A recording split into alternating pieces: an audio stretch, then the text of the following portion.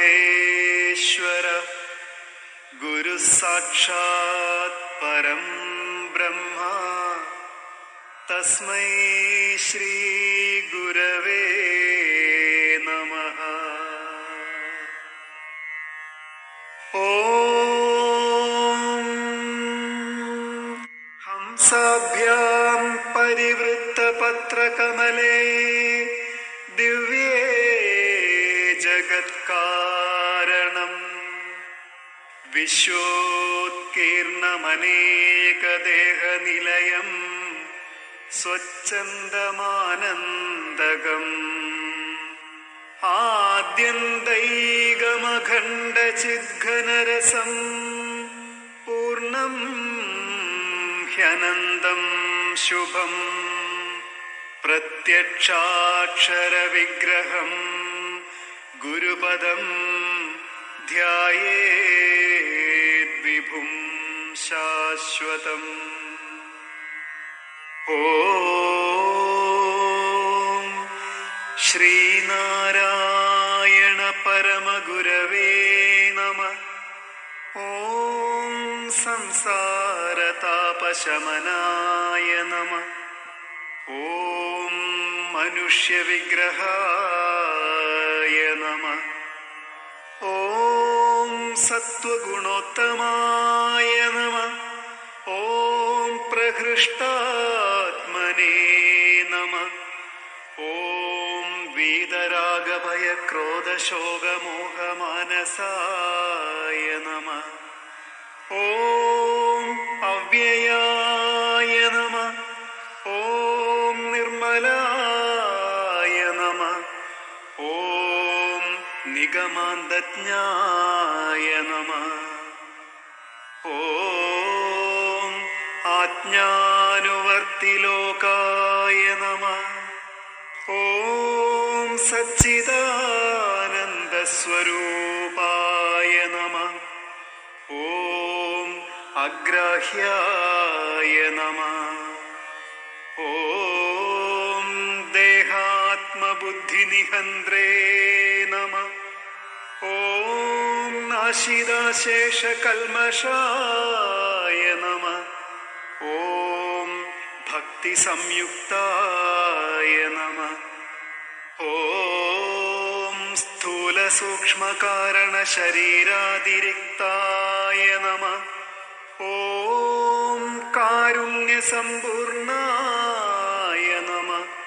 ഓം ബാഹ്യകർമ്മേന്ദ്രിയാതിരിക്തായ നമഃ.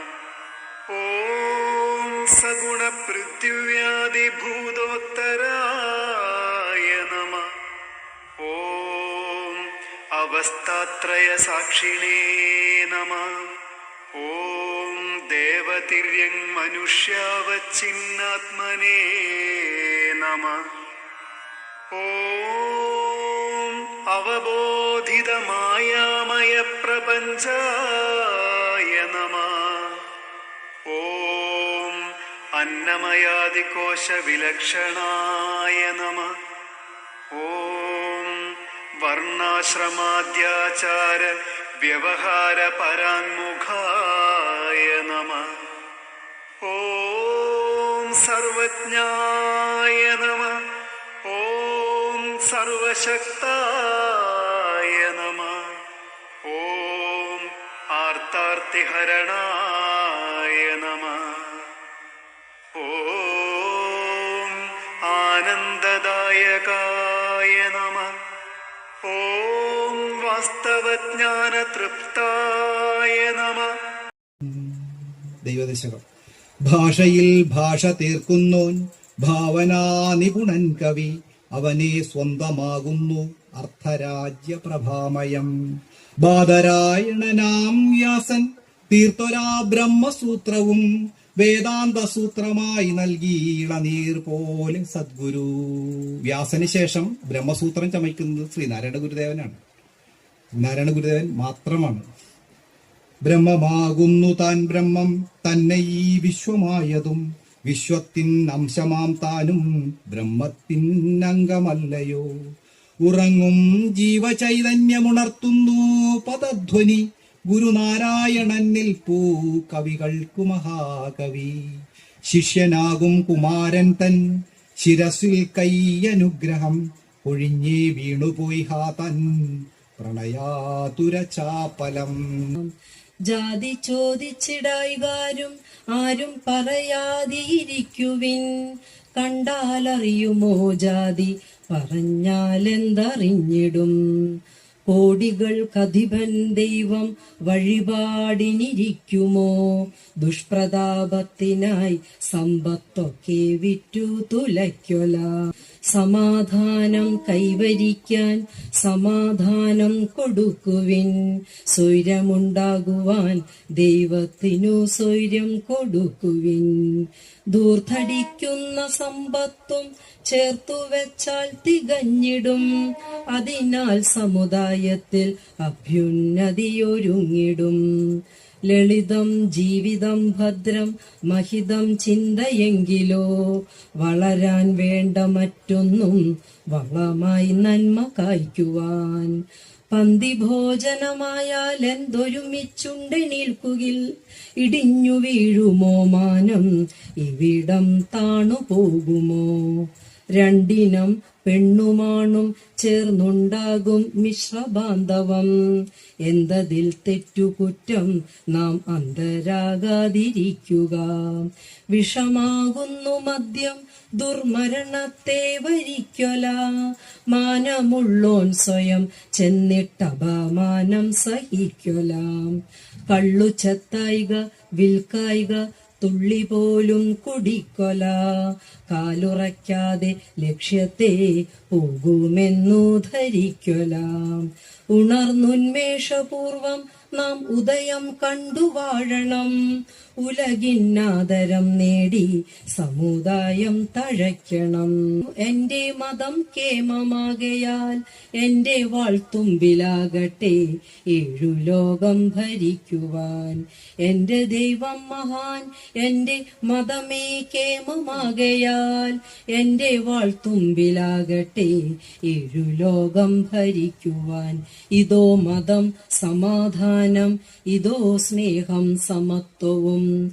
ഈശ്വരൻ പെറ്റ മക്കൾക്ക് എന്തീ മതഭ്രാന്തു മുറ്റുവാൻ. മതം സ്വാതന്ത്ര്യമാകേണം മനുഷ്യൻ ദൈവമാകുവാൻ. മനുഷ്യൻ ദൈവമാകുമ്പോൾ മണ്ണിടം സ്വർഗമായിടും.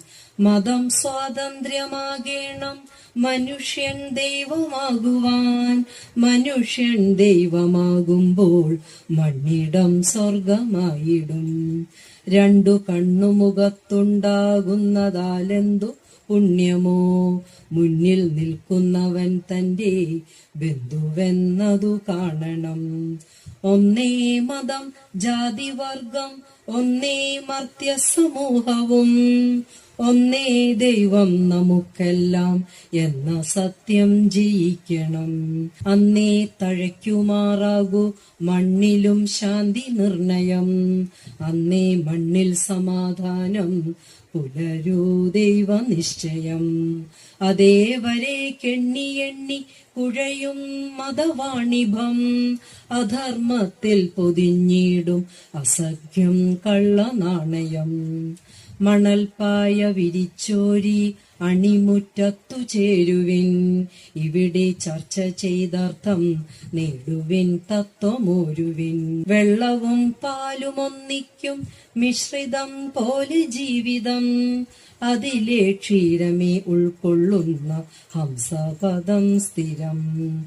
അഴുക്കാവാം വിഴുപ്പാകാം അനർത്ഥ ചെളിയായിടാം. അതെല്ലാം ഏറ്റുവാങ്ങിയിട്ടും തെളിയും തീർത്ഥവാഹിനി. തപ്തഹൃത്തിൻ സമാധാന പുഴയാമാലുവ പുഴ. അദ്വൈതം ശാന്തി മന്ത്രം പോലൊഴുകും കാവ്യമംഗലം. മഹാഗുരുവിന്റെ പാതാരവിന്ദങ്ങളിൽ ശതകോടി പ്രണാമങ്ങൾ അർപ്പിക്കുന്നു. SNDP ശാഖായോഗം 5159 കൊപ്പറമ്പ് SNDP ശാഖായോഗം സംഘടിപ്പിച്ചിരിക്കുന്ന ഗുരുദേവ ഭാഗവത സപ്താഹ യജ്ഞത്തിന്റെ 4-ാം ദിവസമാണിന്ന്. നമുക്ക് ഈ ഭാഗവത സപ്താഹ യജ്ഞത്തിന്റെ യജ്ഞാചാര്യനായിക്കൊണ്ട് ഇതിനെ നയിക്കുന്ന ഏറ്റവും ആദരണീയനായ ശ്രീകുമാർ സാർ വളരെ മനോഹരമായി ഭക്തിയോടെ നമുക്കായി ആലാപനം നടത്തി തരുന്ന പ്രിയപ്പെട്ട ശുഭ ടീച്ചർ, അതുപോലെ തന്നെ നമ്മളെ നയിക്കുന്ന ശാഖായോഗത്തിൻ്റെ ഭാരവാഹികളെ, മറ്റു പോഷക സംഘടനകളുടെ എല്ലാം ഭാരവാഹികളെ, കുടുംബാംഗങ്ങളെ, എല്ലാവർക്കും എൻ്റെ വിനീതമായ നമസ്കാരം. ഇന്നത്തെ പാരായണവും പ്രവചനവും അതീവ മനോഹരമായി, എനിക്ക് തോന്നുന്നു ഒരു ദിവസം കിട്ടിയാലും പറഞ്ഞു തീരാത്തത്ര കാര്യങ്ങൾ ഇന്നത്തെ പാരായണത്തിലൂടെയും പ്രവചനത്തിലൂടെയും നമ്മളുടെ ഹൃദയങ്ങളിലേക്ക് എത്തിയിട്ടുണ്ട്. അതുകൊണ്ട് നമ്മൾ ആദ്യം നമ്മുടെ ഹെഡിങ്ങിലൂടെ ഒന്ന് കടന്നു പോകാം. ഭാഗവത സപ്താഹ യജ്ഞമാണ്. സപ്ത അഹം എന്ന് വെച്ചാൽ 7 പകൽ എന്നാണ് അർത്ഥം, അല്ലേ? 7 പകലുകള് ഭാഗവതത്തെ കേട്ടു. ആര് കേട്ടു? പരീക്ഷിത്ത് മഹാരാജാവിന് ശുഭബ്രഹ്മർഷി ഉപദേശിച്ചു കൊടുത്തു ഭാഗവതം. എപ്പോഴാന്ന് വെച്ചാല് തൻ്റെ ജീവിതത്തിന്റെ ദുഃഖാവസ്ഥയില് മരണം സുനിശ്ചിതമായപ്പോൾ ഏകദേശം 7 ദിവസം കൊണ്ട് തക്ഷകദംശനമേറ്റു മരിക്കുമെന്ന ആ ഒരു സ്ഥിതി എത്തിയപ്പോൾ ഈ 7 ദിവസം മനുഷ്യ ജീവിതത്തിന്റെ ലക്ഷ്യമായ, സ്വജീവിതത്തിന്റെ ലക്ഷ്യമായ ഈശ്വര സാക്ഷാത്കാരത്തിലേക്ക് എത്തണമെങ്കിൽ ഈശ്വര കഥകൾ ശ്രവിക്കുകയും തന്നെ സംബന്ധിച്ചും ഈ പ്രപഞ്ചത്തെ സംബന്ധിച്ചുമൊക്കെയുള്ള രഹസ്യത്തെ, തത്വത്തെ അറിഞ്ഞുകൊണ്ട് ഈ ലോകത്ത് നിന്ന് പോകാൻ ആഗ്രഹിക്കുന്നു പരീക്ഷിത്ത് മഹാരാജാവ്. ഇതെന്തിനാ പറഞ്ഞെന്ന് വെച്ചാല് 7 ദിവസങ്ങള് നമ്മുടെ ജീവിതത്തിൽ വലിയ മാറ്റങ്ങൾ വരുത്തണം. പരമസത്യത്തെ സാക്ഷാത്കരിച്ച് ആ സത്യമായി മാറിയ മഹാഗുരുവിന്റെ ജീവിതവും കർമ്മകാണ്ഡവും ദർശനവും ഒക്കെ നമ്മുടെ ജീവിതത്തെ മാറ്റിമറിച്ചുകൊണ്ട് ഗുരു പറഞ്ഞതുപോലെ എൻ്റെ ലോകവാസം കഷ്ടപ്പാടുകൂടാതെ കടന്നു പോകണം, ഒടുവിൽ അങ്ങയുടെ പരമപദം പ്രാപിക്കണം. ഇത് രണ്ടുമേ നമുക്ക് ഈ ലോകത്ത് നേടാനുള്ളൂ. അതിനുള്ള ആ ഒരു ആവശ്യമായ ചൈതന്യം, ഉൾവെളിവ് ഈ സപ്താഹ യജ്ഞത്തിലൂടെ നാം നേടേണ്ടതുണ്ട്. യജ്ഞം എന്നാണ് ഇവിടെ പറയുന്നത്.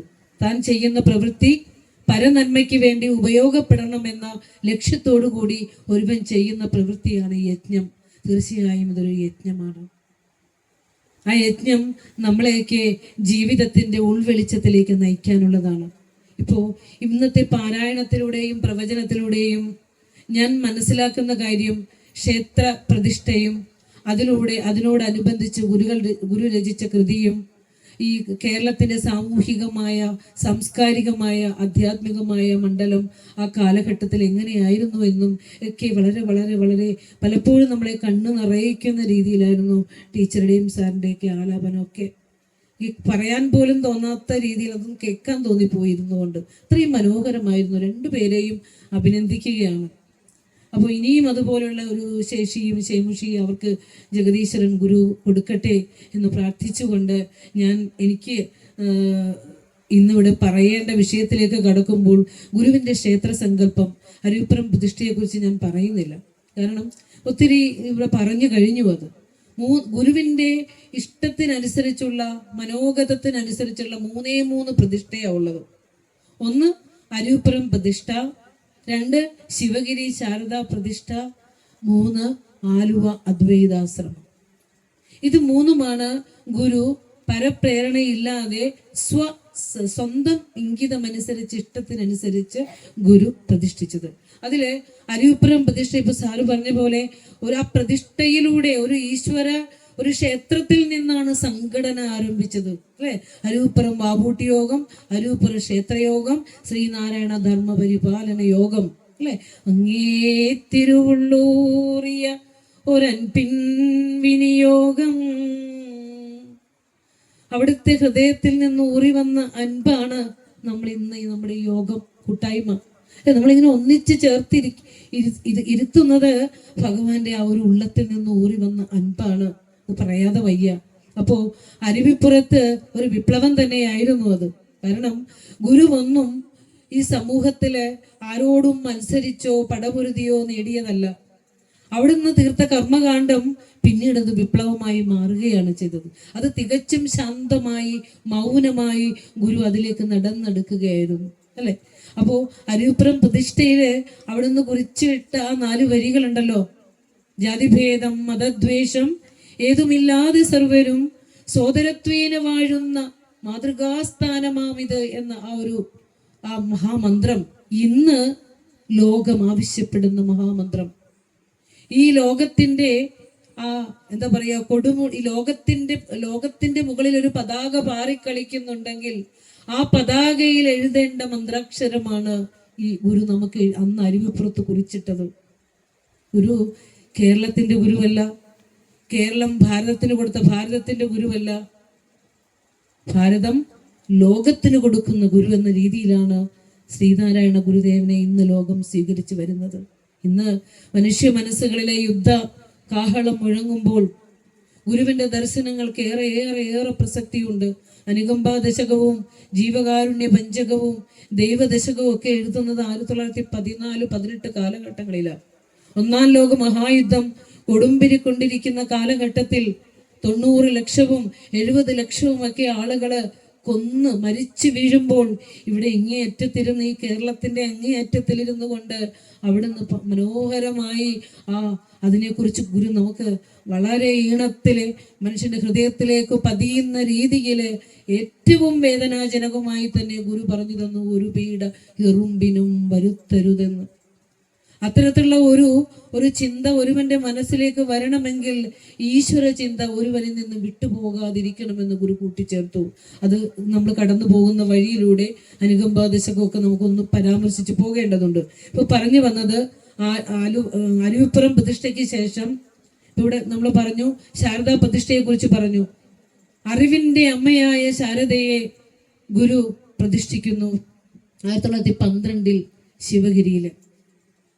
ഗുരുവിന്റെ ഹൃദയത്തിൽ വിരിഞ്ഞ സൗന്ദര്യ കുസുമം, അറിവിന്റെ അമ്മ. അവിടെ ഗുരുവിന്റെ ശരിക്കും പറഞ്ഞാൽ മഡഹ ഛാത്രാദി നിലയം എന്ന് പറയാ. ശിവഗിരിയിൽ നമ്മൾ എത്തുമ്പോൾ നമ്മളൊക്കെ ശിഷ്യന്മാരും അമ്മ ഗുരുവുമാണ്. ആ ശിഷ്യന്റെയും ഗുരുവിന്റെയും ഇടയിൽ ഒരു പൂജാരി പോലും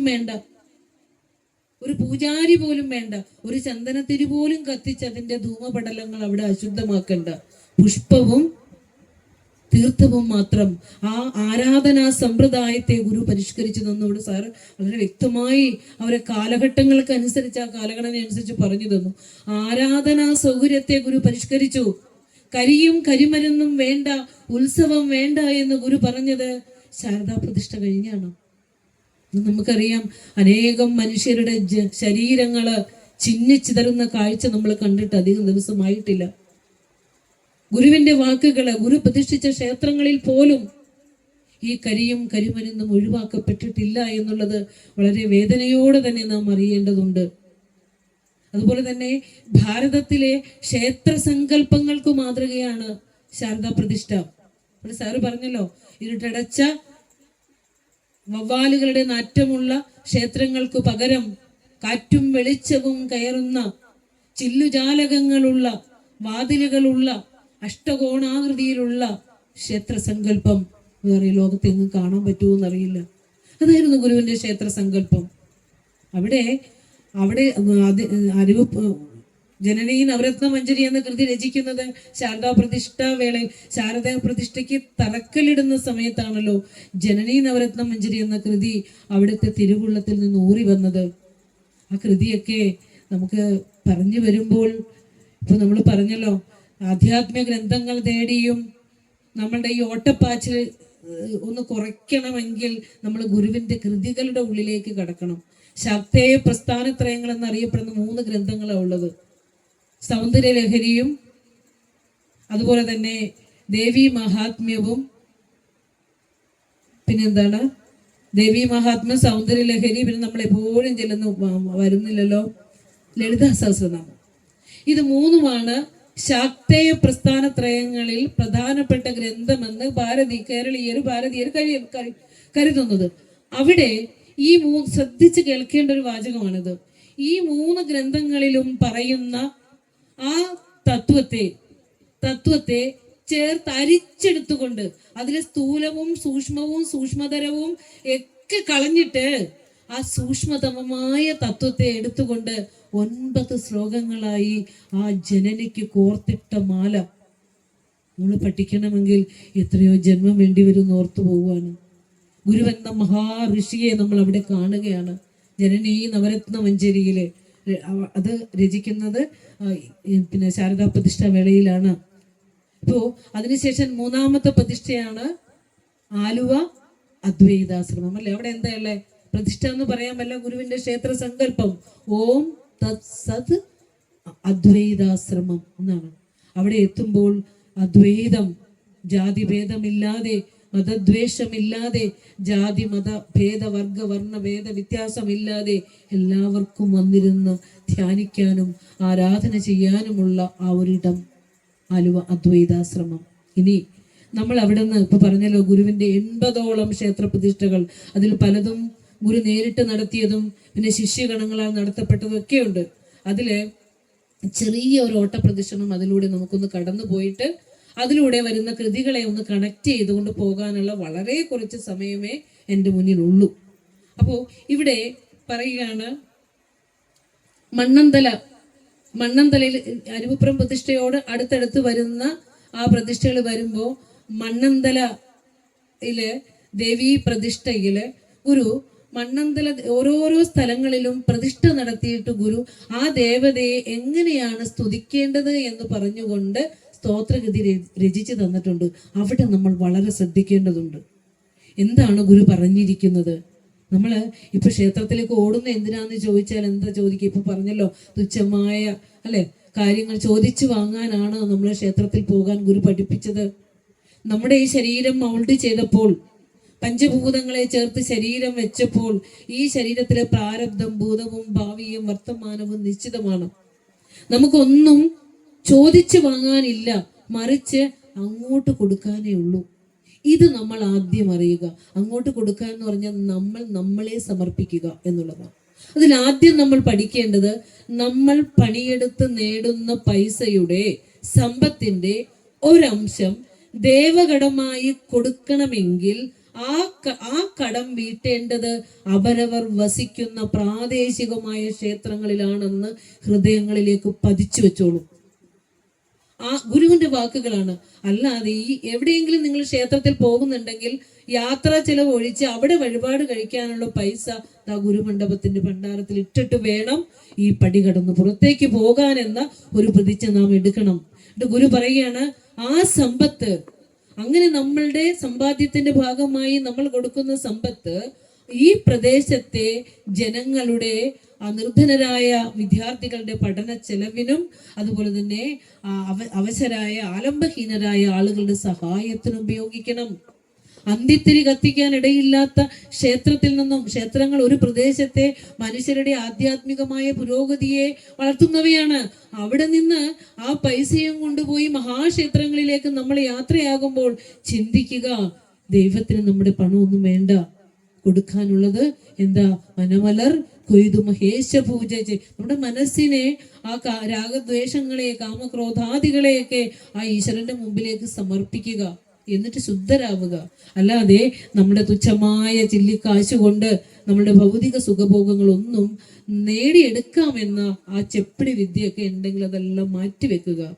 ഇനി ഇവിടെ മണ്ണന്തല ദേവീ സ്തവത്തിൽ ഗുരു പറയാണ്, അതായത് സാധിക്കും സകലം സമസ്ത ഭുവനങ്ങൾക്കും ഹിതം നൽകി നീ ചേതസിംഗിലിരിക്ക കൊണ്ടു ജനനീ ചൈതന്യമായപ്പോഴും. ശ്രദ്ധിക്കണത്, ദേവി എവിടെ ഇരിക്കണേ? പ്രതിഷ്ഠിച്ചൊക്കെ തന്നു. ദേവി വേണം, ദൈവം വേണം, സുബ്രഹ്മണ്യം വേണം, ശിവം വേണം. ഇപ്പൊ ചോദിച്ചല്ലോ, നമ്മൾ പറഞ്ഞല്ലോ, തൃശ്ശൂർ കൂർക്കാഞ്ചേരി മഹേശ്വര ക്ഷേത്രത്തിന്റെ പ്രതിഷ്ഠാകർമ്മത്തിന് വന്നപ്പോഴാണ് ഗുരു പ്രതിഷ്ഠ നടത്തി തരണം. അപ്പൊ ചോദിക്കുകയാണ്, എന്താ പ്രതിഷ്ഠിക്കേണ്ടത്? ശിവനെ തന്നെ വേണമോ? ശിവനെ തന്നെ വേണം. അപ്പൊ പറയാണ്, വിളക്ക് തൂക്കിയാൽ പോരെ? വേണ്ട സ്വാമി, ആളുകൾ വരില്ല. പിന്നെ പറയാ, വിളക്ക് തൂക്കിയിട്ട് മഹാന്മാരുടെ ചിത്രം വെച്ചാൽ പോരെ? ഈ മഹാന്മാരൊക്കെ നമ്മുടെ മുന്നിലേക്ക് വന്നവരൊക്കെ ഗുരുസ്ഥാനീയരായി ഗുരുക്കന്മാരായിട്ടാണ് വന്നത്. ഈ ഗുരുക്കന്മാരുടെയും ഗുരുവായ പരമഗുരുവിനെ കിട്ടിയിട്ടും കയ്യിലിരിക്കുന്ന കൽപ്പക വൃക്ഷക്കനിയെ ഭക്ഷിക്കാതെ കളഞ്ഞ് കാഞ്ഞിരക്കനിയെ തേടി ഓടി നടക്കുന്ന നമ്മളുടെയൊക്കെ അവസ്ഥ മാറണം. അപ്പൊ ഇവിടെ ഗുരു പറയാ, എന്താ, സകല ഭുവനങ്ങൾക്കും ഹിതം നൽകുന്ന ഈശ്വരി നിന്റെ ചേതസ്സിലായിരിക്കുന്ന, നിന്റെ ഉള്ളിലായിരിക്കുന്ന. ഇവിടെ വായിച്ചല്ലോ, ഈശ്വരൻ പുറത്താണോ നിന്റെ ഉള്ളിലാണ്. ടീച്ചർ വളരെ മനോഹരമായി വായിച്ചു. അപ്പൊ പറയാ ചേതസ്സിലായിരിക്കുന്ന, അതായത് നമ്മുടെ അന്ധകരണത്തിലേക്ക് പ്രതിബിംബിച്ചിരിക്കുന്ന ഈശ്വരാംശമാണ് നാം എന്ന ജീവൻ. നാം മാത്രമല്ല, സമസ്ത ചരാചരങ്ങളും ആ ഈശ്വര അംശം തന്നെയാണ്. പക്ഷിയാണെങ്കിലും പട്ടിയാണെങ്കിലും പൂച്ചയാണെങ്കിലും ഒക്കെ ആ മനോരൂപത്തിൽ പ്രതിബിംബിക്കുന്ന ഈശ്വരാംശമാണ് ഓരോ ജീവനുകളും. അത് ഗുരു പറയാ, ചേതസ്സിങ്കൽ ഇരിക്ക കൊണ്ടു ജനനീ ചൈതന്യമായെപ്പോഴും. ആ ദേവിയാണ്. അപ്പൊ ദേവി എവിടെ ഇരിക്കണേ? ഉള്ളിൽ അവനവല്ലേ ഇരിക്കണേ. എന്തുകൊണ്ട് അതിനെ അറിയാൻ പറ്റാത്തത്? ജന്മാന്തരങ്ങളായിട്ടുള്ള കർമ്മവാസനകളും മൂടിക്കിടക്കുന്നത് കൊണ്ട് ആ ഇരുട്ടിൽ നിന്ന് ആ ചൈതന്യത്തെ ഒന്ന് പൊക്കിയെടുക്കാൻ പറ്റുന്നില്ല. അതുകൊണ്ട് നമ്മൾ എന്ത് ചെല്ലും? ഓരോ വിഗ്രഹത്തിന്റെയും മുമ്പിൽ ചെന്ന് താ താ താ താന്ന് ചോദിച്ചോണ്ടിരിക്കും. ഇത് ഭാഗവതം എന്ന് ഇവിടെ പേര്. ഭാഗവതം 3 തരത്തിലുള്ള ഭക്തിയെ പറയുന്നുണ്ട്. അറിയോ എന്താന്ന്? ഒരു ഭാഗവതന്മാരും പറഞ്ഞു തരില്ല നമുക്ക്, കാരണം ക്ഷേത്രത്തിൽ ആളുണ്ടാവില്ല. 3 തരം ഭക്തി: പ്രാകൃതൻ, മധ്യമൻ, ഉത്തമൻ. പ്രാകൃത ഭക്തി എന്ന് വെച്ചാല്, ശ്രദ്ധിച്ചു കേൾക്കണേ, ഒരു ജീവിതകാലം മുഴുവനും ഒരു വിഗ്രഹത്തോട് ഭൗതിക സുഖഭോഗങ്ങൾ ചോദിച്ചു കൊണ്ടിരിക്കുന്നവനെ പറയുന്ന പേരാണ് പ്രാകൃതൻ. നമ്മൾ ഏത് കാറ്റഗറി പെടുന്നു? അറിവേ സ്വരൂപമായ ഒരു ഗുരുവിനെ കിട്ടിയിട്ടും പ്രാകൃത ഭക്തിയിലേക്ക് ഓടാൻ നിൽക്കരുത്. മധ്യമന് അല്പവും കൂടിയൊക്കെ ഈശ്വരജ്ഞാനം ഉണ്ട്, പക്ഷെ അത് അനുഭൂതി ആയിട്ടില്ല. ഇനി ഉത്തമൻ വരുമ്പോഴോ ഭഗവാൻ തന്നെയാണ് ഭക്തൻ. അതാണ് ഗുരുവിന്റെ ദർശനം. ഭഗവാൻ തന്നെയാണ് ഭക്തൻ. ദൈവമേ നിനക്ക് നീ ഞാനും ഒന്നു തന്നെ, ഇതല്ലാതെ എനിക്ക് ഒന്നും വേണ്ട ഭഗവാനെ, ഇത് ചോദിക്കാൻ നമുക്ക് പറ്റൂ? നമ്മൾ ആരെങ്കിലും ദൈവത്തിന്റെ മുമ്പിൽ ചെന്ന് ഞാൻ ആരാണ്, ഈ പ്രപഞ്ചം എങ്ങനെ ഉണ്ടായെന്ന് ചോദിക്കാറുണ്ടോ? ഇല്ല അല്ലേ? ചോദിക്കാറില്ല നാം. അത്രയും നമ്മൾ, കാരണം ഭൗതികമായ സുഖഭോഗങ്ങളുടെ ചട്ടക്കൂടിൽ ഒതുങ്ങിക്കഴിയുന്ന നമ്മോട് ഗുരു പറഞ്ഞു, നാം ശരീരമല്ല അറിവാകുന്നു. ഗുരു ശരീരമല്ല അറിവാകുന്നു എന്നാണോ പറഞ്ഞേ? ആത്മോപദേശ ശതകത്തിൽ ഗദ്യപ്രാർത്ഥനയുടെ വ്യാഖ്യാനം തന്നിട്ട് പറഞ്ഞു, അറിവതു നാം അതു തന്നെ, മറ്റുമെല്ലാവരും അതു താൻ വടിവാർന്നു നിന്നിടുന്നു. നമ്മളൊക്കെ ഈശ്വരന്മാരാണെന്നുള്ളൊരു അറിവ് എത്ര വെളിച്ചമുണ്ടാവും നമ്മളിലേക്ക്. എന്നിട്ട് ഇരുട്ടിൽ ജീവിക്കാനാണോ നമ്മൾക്ക് വിധി? രണ്ടും രത്നം നിറച്ചു വെച്ച വീഞ്ഞപ്പെട്ടിയുടെ പുറത്തിരുന്നിട്ട് കാലണ തെണ്ടി നടക്കുന്നവരായി മാറരുത് നാം. നമ്മളിൽ തന്നെയാണ് സകലതും സാധ്യതകളും ആ ചൈതന്യവും നിറച്ചു വെച്ചിരിക്കുന്നത് എന്നറിയണം. അപ്പോ ഇവിടെ പറയാണ്, ഗുരു പറയുന്നു, അതിനുശേഷം നമുക്ക് എന്തുകൊണ്ടാണ് നമ്മളിലേക്ക് എത്താൻ പറ്റാത്തത്? അതും ഗുരു അവിടെ പറയാ, പമ്പരത്തൊടു പകച്ചിടും ഭ്രമണവേഗമുള്ള മതിയോടു വന്ന് അമ്പരത്തിലണയുന്നതിന്നിവൻ അശക്തനെന്നു കരുതിയിടു നീ. നമ്മുടെ അവസ്ഥയാ, നമ്മുടെയൊക്കെ മൃഗത്വമാണത്. പമ്പരം പോലെ ഒരു നിമിഷം പോലും നമ്മുടെ മനസ്സിനെ ഒന്ന് അടക്കി വെക്കാനാവാതെ ആ മണനളവറ്റു ചൊരിഞ്ഞ വാപിയന്മേൽ അണിയണിയായല നീക്കിയിടുന്ന വണ്ണം അമൃത പരമ്പര വീശി അന്തരാത്മാവിനെ അകമേ രൂപമാക്കിയിടുന്നു എന്ന് പറയും. അപ്പോ നിമിഷ നേരം, ഓരോ നിമിഷവും ചിന്താ കല്ലോലങ്ങൾ നമ്മളെ വന്ന് മൂടുന്നത് കൊണ്ട് ആ മനസ്സിനപ്പുറമുള്ള ആ വിലമതിയാത്ത വിളക്കിനെ ഒന്ന് കാണാൻ നമുക്ക് ആവുന്നില്ല. അതുകൊണ്ടാണ് ഗുരു പറഞ്ഞ, പമ്പരത്തോട് പകച്ചിടുന്ന ആ ബുദ്ധി കൊണ്ട് എനിക്ക് നിന്റെ പാദങ്ങളിൽ എത്താൻ പറ്റുന്നില്ല ദേവി. അതുകൊണ്ട് നിന്റെ അൻപിരന്നുകൊണ്ട് നിന്റെ പാതാരവിന്ദങ്ങളിൽ നിൽക്കുന്ന ഈ അഗതിക്ക് സദ്ഗതി തരണം. അതിന് നിന്റെ പദത്തോട് ലയിക്കണം. ജനിമരണങ്ങളില്ലാത്ത ആ ശാശ്വതമായ ആ സുഖത്തിലേക്ക് എന്നെയും എത്തിക്കണേ എന്നാ പ്രാർത്ഥിച്ചത്. അതെല്ലാം ചോദിക്കാനാണോ പഠിപ്പിച്ചേ? ആണോ? സുഖം വേണമെന്ന് പ്രാർത്ഥിക്കാൻ പഠിപ്പിക്കുന്നേ. ഈ സുഖം ആത്മനിഷ്ഠമാണ്, വസ്തുനിഷ്ഠമല്ല. ഗുരുവിന്റെ ദർശനമാലയിലെ ഭക്തി ദർശനത്തിൽ വളരെ വ്യക്തമായി ഭക്തി എന്തെന്ന് ഗുരു പറഞ്ഞു തന്നിട്ടുണ്ട്. ആരാണ് ഭക്തൻ? ആരാ ഭക്തൻ ചോദിച്ചാൽ, ഞാൻ ആനന്ദമാണ്, ഞാൻ ആത്മാവാണ്, ഞാൻ ബ്രഹ്മമാണെന്ന് ആരാണോ നിരന്തരം ഭവനാ സതതം യസ്യ സ്വഭക്തവ. നമ്മൾ എന്താ പറയണത്? ഞാൻ കല്യാണിയാണ്, ഞാൻ ദുഃഖമാണ്, ഇതിനപ്പുറം എന്നെ പോലെ ദുഃഖം വേറെ ആർക്കും ഇല്ല എന്നല്ലേ നമ്മൾ പറയണേ. നമ്മൾ കൂട്ടിക്കൊണ്ട് വന്നതാ അത്. സത്യമറിയാതെ ജീവിച്ചതിന്റെ ഫലമായി നമ്മൾ കൂട്ടിക്കൊണ്ടു വന്നതാണ് ഈ മൃഗത്വം. അതുകൊണ്ട് ഗുരു നമുക്ക് സദ്വിദ്യ ഉപദേശിക്കുകയാണ്. നിന്നിൽ തന്നെയാണ് സകല സാധ്യതകളും ഇരിക്കുന്നത്, പുറത്തല്ല. ഇത് അറിയുമ്പോൾ ഈ ഓട്ടത്തിന്റെ സ്പീഡ് നമുക്ക് കുറയും, ആണ് നമ്മൾ അറിയേണ്ടത്. അപ്പോ മണ്ണന്തല ദേവി അതിനുശേഷം ഞാൻ ഗുരുവിന്റെ ആദ്യകാല ശിവപ്രതിഷ്ഠകളിൽ ഒന്നാണ്, ശിവപ്രതിഷ്ഠകളിൽ പെടുന്നതാണ് പൂത്തോട്ട. ഞാൻ പൂത്തോട്ടയിൽ നിന്ന് വരുന്നത് കൊണ്ട് പറയുന്നതല്ല. 1893 ഇവിടെ കുളത്തൂർ കോലത്തുകരയിലും പൂത്തോട്ടയിലും പ്രതിഷ്ഠ നടത്തുമ്പോൾ KP ബാലകൃഷ്ണൻ സാറിന്റെ അരുവിപ്പുറം മുതൽ ഓങ്കാരേശ്വരം വരെ എന്ന ഗ്രന്ഥത്തിൽ പറയുന്നത് 1893 ഫെബ്രുവരിയിൽ പൂത്തോട്ട പ്രതിഷ്ഠയും മാർച്ചിൽ കുളത്തൂർ കോലത്തുകര പ്രതിഷ്ഠ എന്നാണ്. നമ്മുടെ തൊട്ടടുത്താണ്. ആ 5ാമത്തെ പ്രതിഷ്ഠയാണ് ഗുരുവിന്റെ. ആ പ്രതിഷ്ഠകളുടെ ഓർഡർ വന്ന് നോക്കുമ്പോൾ ഏറ്റവും ആദ്യകാല പ്രതിഷ്ഠ അവിടെ ശിവനെയാണ്, ശ്രീവല്ലഭനെയാണ് പ്രതിഷ്ഠിച്ചിരിക്കുന്നത്. അവിടെ ആ പ്രതിഷ്ഠയുടെ പ്രത്യേകത എന്താന്ന് വെച്ചാല്, കിഴക്കോട്ട് ദർശനമായി ശിവനെ പ്രതിഷ്ഠിച്ചിട്ട് പടിഞ്ഞാറേക്ക് അതായത് ഒരു ക്ഷേത്രത്തിന് പുറകിൽ വാതിലുള്ള ഒരു ക്ഷേത്രം അപൂർവമായിട്ടേ ഉള്ളൂ, അത് പൂത്തോട്ടയിലാണ്. കിഴക്ക് അഭിമുഖമായി ശിവനെ പ്രതിഷ്ഠിച്ചിട്ട് പടിഞ്ഞാറ് ആറാട്ട് ദേവതയായി സുബ്രഹ്മണ്യനെ പ്രതിഷ്ഠിച്ചേക്കുക. അതായത് ശിവവിഗ്രഹത്തിൽ തന്നെ വർഷത്തിൽ ഒരിക്കൽ സുബ്രഹ്മണ്യ ഭാവത്തിൽ കാണണം. ഷാൺമാതുര ദർശനം വർഷത്തിൽ ഒരിക്കലേ അവിടെ ആ നട തുറക്കുകയുള്ളൂ, പുറകുവശം. അവിടെ നമുക്ക് ശിവനെ സുബ്രഹ്മണ്യ ഭാവത്തിൽ കാണാം. ഗുരു നോക്കൂ, ഗുരുവിന്റെ അദ്വൈത ഭാവന. ഏത് പ്രതിഷ്ഠ നടത്തുമ്പോഴും ഗുരു നമുക്ക് പറഞ്ഞു തന്നു, എല്ലാം പരമാത്മ ചൈതന്യത്തിന്റെ പ്രതീകങ്ങളാണ്. ദേവനാണെങ്കിലും ദേവിയാണെങ്കിലും ശിവനാണെങ്കിലും സുബ്രഹ്മണ്യനാണെങ്കിലും എല്ലാം തന്നെ ആ പരബ്രഹ്മത്തിന്റെ പ്രതീകമായല്ലേ ഗുരു നമുക്ക് തന്നേക്കുന്നത്. പൂത്തോട്ട് നമ്മൾ പോയി നോക്കിയാല് അറിയാം, തലശ്ശേരി ജഗന്നാഥ ക്ഷേത്രത്തിന്റെ ശിലാസ്ഥാപനം നടത്താൻ വരദൂർ കാണിയിൽ കുഞ്ഞിക്കണ്ണൻ വന്ന് കാണുന്നത് പൂത്തോട്ടയിലാണ്. പൂത്തോട്ടയിൽ ഗുരു വിശ്രമിക്കുന്ന സമയത്താണ് കുഞ്ഞിക്കണ്ണൻ അവിടെ എത്തുന്നത്. അപ്പോഴാണ് പറയുന്നത്, തോണി മുങ്ങാൻ പോയി, കാറ്റും മഴയും ഒക്കെ വന്ന് ആ തോണി മുങ്ങാറായ സമയത്താണ് ഗുരുവേ. എന്നിട്ട് നോക്കൂ, എത്ര സാധ്വികളാണ്, സമൂഹത്തിന് വേണ്ടി എത്ര ത്യാഗം ചെയ്യുന്നവരാണെന്ന് ഓർത്തു നോക്കൂ. ഗുരുവേ പറയാണ്, ഈ തലശ്ശേരി ജഗന്നാഥ ക്ഷേത്രത്തിന്റെ ശിലാസ്ഥാപനം വരെയെങ്കിലും ഈ ഉള്ളവന്റെ ജീവൻ നിലനിർത്തണേന്ന്. എന്റെ മക്കൾക്കും ഭാര്യക്കൊന്നും ആരുമില്ല എന്നല്ല പറയണത്.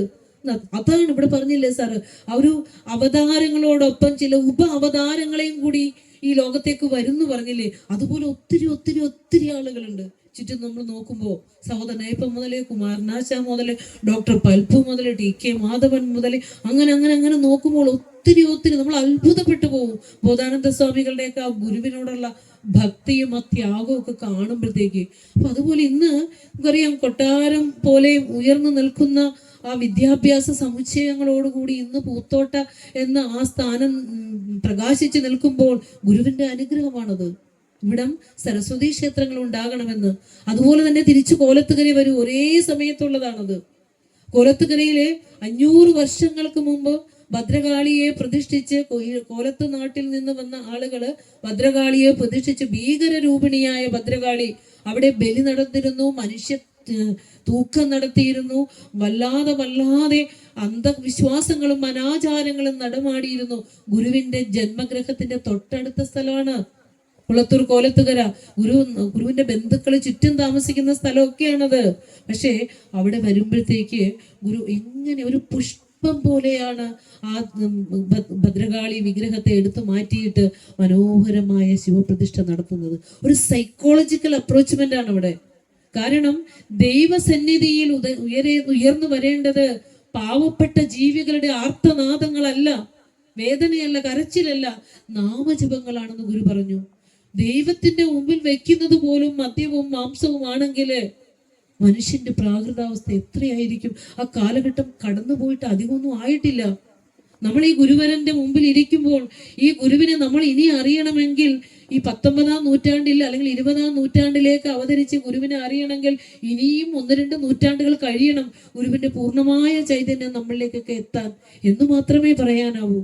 അപ്പോ അവിടെ കുളത്തൂർ കോലത്തുകരയിലെ ശിവപ്രതിഷ്ഠ നടത്തിയതിന് ശേഷം എന്തുകൊണ്ടാണ് ആ ദേശത്തെ 500 വർഷമുണ്ട്, കാവും കുളവും കാവിനകത്തെ മാടൻ തറയും എല്ലാം ഉണ്ട്. അത് നൂറ്റാണ്ടുകൾ പഴക്കമുള്ള ആ വിഗ്രഹത്തെ ഗുരു തൊട്ടൊരു പുഷ്പം പോലെ എടുത്ത് മാറ്റുമ്പോഴും ഒരാൾ പോലും അതിനെതിരെ ശബ്ദിച്ചില്ല. കാരണം എന്താ?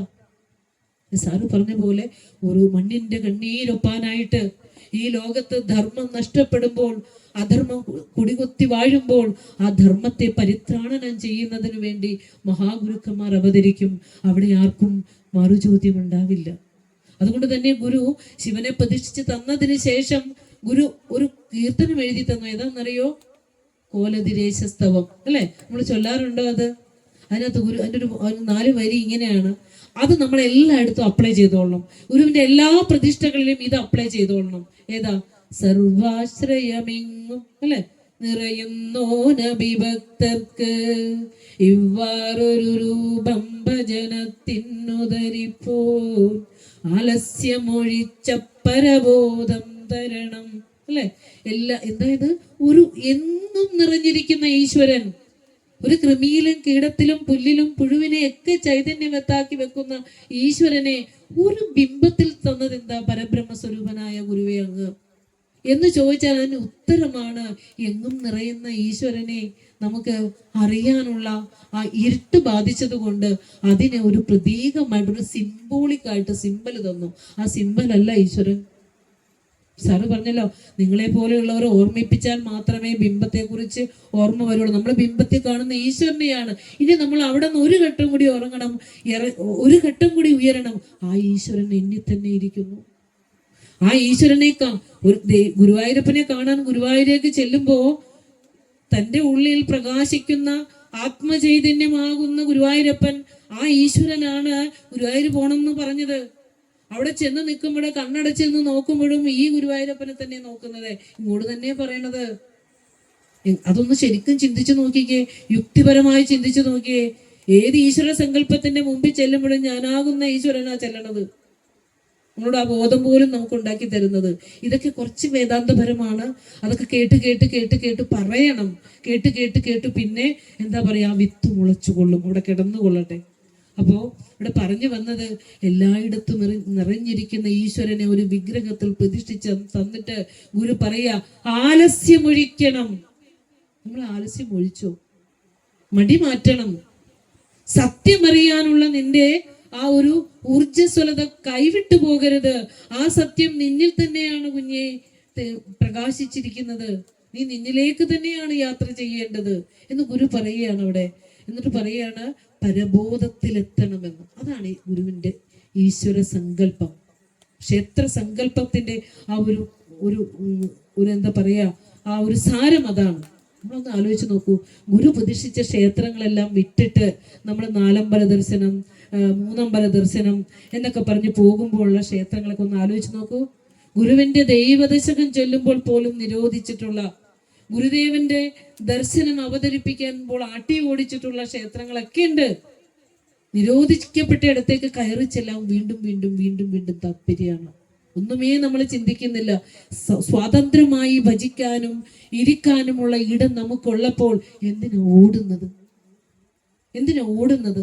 ദൈവങ്ങൾക്ക് പോലും ഉച്ചനീചത്വ ഭാവം കൽപ്പിച്ചുകൊണ്ടുള്ള മനുഷ്യന്റെ ഓട്ടം ദയവ് ചെയ്തൊന്ന് കുറയ്ക്കുക. ഗുരു പറഞ്ഞത് എന്താണെന്ന് സ്വസ്ഥവും ശാന്തവുമായിരുന്നെന്ന് ആലോചിച്ചെടുക്കേണ്ടതുണ്ട് നാം, അല്ലേ? അത് നമുക്ക് അത്യാവശ്യമാണത്. ഈ ഓട്ടം കുറയ്ക്കണം. നമ്മൾ കണ്ട് ഇലന്തൂര് പോലെയുള്ള സ്ഥലങ്ങളിൽ ഈശ്വരഭക്തി വികലമാക്കപ്പെട്ടിട്ട് മനുഷ്യനെ കൊന്നിട്ട് ഭൗതിക സുഖഭോഗങ്ങൾക്ക് വേണ്ടി മനുഷ്യമാംസം ഭക്ഷിച്ച കാലം വിദൂരത്തല്ല. കോട്ടയത്ത് അടുത്ത് നടന്നത് വിദൂരത്തല്ല ആ കാലമെന്നും.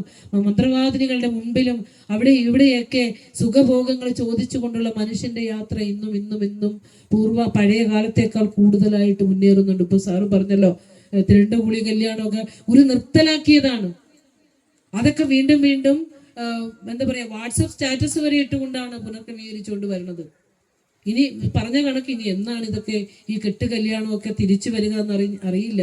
ഗുരു പറഞ്ഞത്, ഗുരു നമുക്ക് ഉപദേശിച്ചു തന്നത് നമ്മള് മനസ്സിൽ നിന്ന് കളയാതെ മനസ്സിന്റെ ഒരു കോണിൽ സൂക്ഷിച്ചു വെച്ചിട്ട് പതുക്കെ പതുക്കെ പതുക്കെ അത് പുറത്തോട്ട് എടുത്തു വരിക. ഇനി എന്നാണ് ക്ഷേത്രത്തിൽ കോഴിവെട്ട് നടത്തുന്നതെന്ന് അറിയില്ല. ചാവക്കാടൊക്കെ ചെല്ലുമ്പോൾ അവിടെ നിന്ന് 1000 കോഴികളെയാണ് ഒരു ദിവസം ക്ഷേത്രത്തിൽ കൊന്നെറിയുക. പാവപ്പെട്ട ജീവികളുടെ ആർത്തനാദം മുഴങ്ങിയപ്പോൾ ഗുരു പറഞ്ഞു, ദേവാലയങ്ങളിൽ അങ്ങനെ ചെയ്തുകൂടാ, ആ വിഗ്രഹം എടുത്ത് മാറ്റൂ. അവിടെ മനോഹരമായ ഒരു ക്ഷേത്രം ഗുരു ചാവക്കാട് പ്രതിഷ്ഠിച്ചു കൊടുത്തു. ഒരു കുടുംബത്തോടനുബന്ധിച്ച, ഇതുപോലെ ചെറിയ ചെറിയ കുടുംബങ്ങളോടനുബന്ധിച്ച് കുടുംബ പ്രതിഷ്ഠകളും അവിടെ വരെ ഇങ്ങനെ ഈ ബലി നടന്നിരുന്നു. വളരെ നമുക്ക് ചിന്തിക്കുന്നതിനും അപ്പുറമായ ഒരു കാലഘട്ടമായിരുന്നു അത്. ആ ഗുരു ഇടപെടൽ നടത്തിയത് എന്ന് നമ്മൾ അറിയണം. അവിടെയൊക്കെ ഗുരു നമ്മുടെയൊക്കെ മനുഷ്യ മനസ്സുകളെ ക്രമീകരിച്ചുകൊണ്ട് ശുദ്ധമാക്കിക്കൊണ്ട് സാത്വിക ദൈവത്തെ നമുക്ക് തന്നു. അതുപോലെ തന്നെ കുറച്ച് നോക്കുമ്പോൾ നമുക്ക് ഇവിടെ കന്യാകുമാരി അല്ലെ, കോട്ടാറ്, കന്യാകുമാരിയുടെ കോട്ടാറൊക്കെ നമ്മൾ ശ്രദ്ധിക്കുമ്പോൾ നമ്മുടെ ആ തിരുവനന്തപുരത്തൊക്കെ അടുത്ത് കിടക്കുന്ന സ്ഥലം, ഭീകരതയോടെ നമ്മൾ അതൊക്കെ വായിക്കുന്നത്. കാരണം ദൈവത്തിന്റെ മുന്നിൽ തെറിപ്പാട്ടുകൾ പാടിക്കൊണ്ട് കാളനെയും കൂളിയെയും ഒക്കെ മൃഗങ്ങളെ പോലെയാണ് ആരാധന ചെയ്യുന്നത്. മൃഗങ്ങളെ പോലെ 40-45 ക്ഷേത്രങ്ങൾ വെച്ചിട്ട് അവിടെ ശില കൊണ്ടുള്ള ഓരോ ഇതുപോലെയുള്ള അധമ മൂർത്തികളെ വെച്ചുകൊണ്ട് ഉത്സവം നടത്താൻ വേണ്ടി മത്സരിക്കുകയാ. പണിയെടുക്കുന്ന പൈസ മുഴുവനും ഉത്സവം നടത്താൻ ചിലവഴിച്ച് നശിച്ച് നാറാണക്കല്ല് പിടിച്ച് ഒരു മനുഷ്യ ജീവിതത്തിന് പുരോഗതിയില്ലായിരുന്ന സമയത്ത് ഒരു സാധു മനുഷ്യൻ, ഇപ്പൊ സാറ് പറഞ്ഞില്ലേ ചില അവതാരങ്ങൾ ഉണ്ടാവുന്നു, അവ വന്നിട്ട് പറഞ്ഞു, ഗുരുവേ ഒന്ന് വരണമേ. അതെല്ലാം ആ 45 ക്ഷേത്രങ്ങളും അടിച്ച് തകർത്ത് ആ അധമ മൂർത്തികളെ ചാക്കിൽ കെട്ടി വെള്ളത്തിൽ ഒഴുക്കണമെങ്കിൽ അത് ആർക്കേ സാധ്യമാവുകയുള്ളൂ. ആ ഒഴുക്കി കളഞ്ഞതൊക്കെ ഇപ്പൊ മുങ്ങിയെടുത്ത് പിടിച്ചുകൊണ്ടുവന്ന് തറയിൽ വെച്ചിട്ട് അവിടെ കോഴി വെട്ടും ഇതൊക്കെ വെക്കാൻ തുടങ്ങിയിട്ടുണ്ട്. സർവനാശത്തിനാണത്. കാരണം ഒരിക്കലും ഗുരുവിന്റെ മഹാപുരുഷന്മാരുടെ വാണികള് കാലമേറെ കഴിഞ്ഞാലും പ്രകാശിച്ചു കൊണ്ട് തന്നെ നിൽക്കും. ഒരു സംശയവുമില്ല അതിന്. അവനെ കോട്ടാറ് എല്ലാതും നശിപ്പിച്ചിട്ട് അവസാനം ഒരൊറ്റ ക്ഷേത്രം, പിള്ളയാർ കോവിൽ, അവിടെ ഗണപതിയെ പ്രതിഷ്ഠിച്ചിട്ട് ഗുരു മനോഹരമായ വിനായകാഷ്ടകം ചമച്ചു. ടീച്ചർ വായിച്ചു അല്ലെ? ആ വിനായകാഷ്ടകം എഴുതി കൊടുത്തു അവിടെ വെച്ചിട്ട്. അതുപോലെ തന്നെ കുദ്രോളി ഗോകർണനാഥം, പുറത്തുള്ള ക്ഷേത്രം, കർണാടകയിലെ മംഗലാപുരത്ത്. നമ്മളൊക്കെ ഗുരുവിന്റെ ഭക്തി കാണണമെങ്കിൽ അങ്ങോട്ട് ചെല്ലണം. ജനാർദ്ദനം പൂജാരി, പിന്നെ ഏതാണ് ബില്ലവ, പിന്നെ ഇടിക, പേര് മാറിയോന്ന് എനിക്ക് സംശയമുണ്ട്, ഇടിക എന്ന് തോന്നുന്നു. ഈ 3 കുലക്കാരെ, സമുദായക്കാരെ ഏറ്റവും അധമ സമുദായക്കാരായിട്ട് തന്നെയാണ് കരുതിയിരുന്നത്. ക്ഷേത്രപ്രവേശനം ഒന്നുമില്ല. അവർക്ക് വളരെയധികം സാമ്പത്തികമായും സാംസ്കാരികമായും ഒക്കെ അധപ്പതിച്ച് കിടന്ന ഒരിടത്തേക്ക് ഗുരു ചെല്ലുന്നുണ്ട്. കുതിരാലയമായിരുന്ന അല്ലെ, കുതിരകളെ കെട്ടിയിരുന്ന ആ തരിശു ഭൂമിയെ അവിടെ തന്നെ പ്രതിഷ്ഠിച്ചോളാം ഗുരു പറയാണ്. ഗുരു അവിടെ ശിവനെ തലശ്ശേരി ഗോകർണേശ്വരത്തെ ഗോകർണനാഥനെ പ്രതിഷ്ഠിക്കുമ്പോൾ ഒരു സൈക്കോളജി നോക്കണം. അവിടെ കർണാടക മംഗലാപുരത്ത് ഗോകർണേശ്വരനുണ്ട്. അതിനും ഒരുപടി മുന്നിൽ വെച്ചിട്ട് ഗോകർണനാഥനായിക്കൊള്ളട്ടെ, ഈ ഗോകർണേശ്വരന്റെയും നാഥനായിക്കൊള്ളട്ടെ. ഗുരുവിന്റെ സൈക്കോളജി കണ്ട ഗോകർണനാഥൻ അതവിടെ പ്രതിഷ്ഠിച്ചതിന് ശേഷം ആ സമുദായത്തിനും ആ സമൂഹത്തിനും ഉണ്ടായ മാറ്റം വളരെ വളരെ വലുതാണ്. ജനാർദ്ദനം പൂജാരി എന്ന ആ സമുദായത്തിൽപ്പെട്ടാണ് ജനാർദ്ദനൻ പൂജാരി. കേന്ദ്രമന്ത്രിയായിരുന്ന ജനാർദ്ദനം പൂജാരി ആ പിന്നെ ക്ഷേത്രത്തിന്റെ പുനരുദ്ധാരണ പ്രവർത്തനങ്ങൾ നടത്തുകയും അവിടെ ആ ഒരു ഉദ്ഘാടന ചടങ്ങിൽ അദ്ദേഹം പറയുന്നൊരു വാക്കുണ്ട്, ബ്രഹ്മശ്രീ ചേർത്തേ പറയുള്ളൂ, നമ്മൾ പറയുള്ള നാരായണ ഗുരു എന്നൊന്നും പറയില്ല. പറയാണ്, ബ്രഹ്മശ്രീ നാരായണ ഗുരുസ്വാമികൾ ഇല്ലായിരുന്നുവെങ്കിൽ ഞങ്ങളിപ്പോൾ കാട്ടിൽ തേനും അതുപോലെ തന്നെ വിറകും ശേഖരിച്ചു കൊണ്ട് നടക്കുന്ന ഒരു വർഗമായി മാറിയേനെ.